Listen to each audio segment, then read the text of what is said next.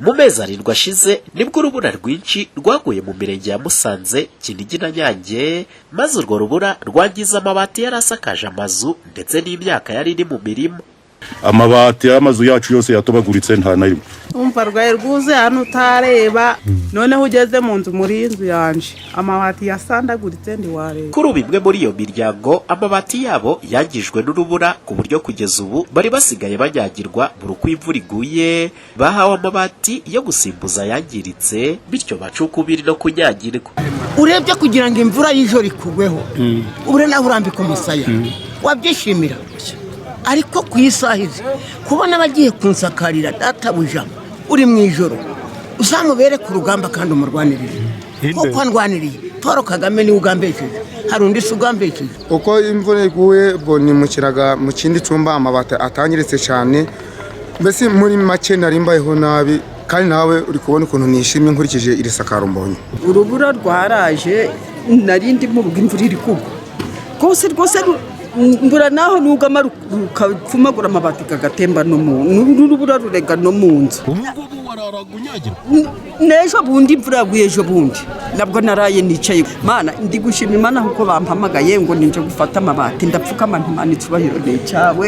N'amabati bahawe n'umuryango Sakora usanzwe ufasha abaturage batuye muri iyi mirenge ya Nyange na Kinigi mu bikorwa bibateza imbere. Nsengiyumva Pierre Celestin ni umuyobozi wa Sakora. Ubushobozi nk'uko dusanzwe tubigenza ni uburyo busanzwe dushimira cyane ubuyobozi bw'igihugu cyacu, cyane cyane nyakubahwa Perezida wa Repubulika waduhaye uburyo bwo kubona ubushobozi bwo gufasha abaturage.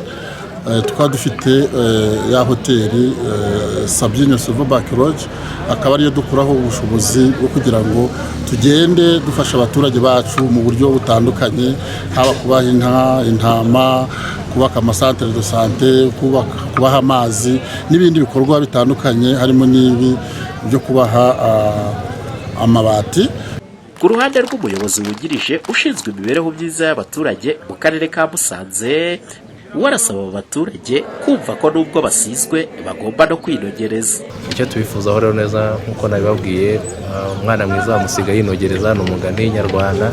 Akenshi usanga muri no minsi duha abaturage ibintu ugasanga ntabwo bifashe neza.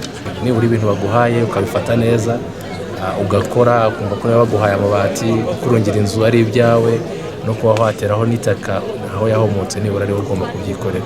Muri rusange imiryango 75 yo mu mirenge ya Nyange na Kinigi niyo yahawe isakaro, aho buri muryango wahawe amabati angana n'uko inzu yabo ingana. Aya mabati kandi yose yahawe iyi miryango akaba afite agaciro ka miliyoni 17 z'amafaranga y'u Rwanda. Umuhoza Honore, Flash TV, mu karere ka Musanze mu majyaruguru y'u Rwanda.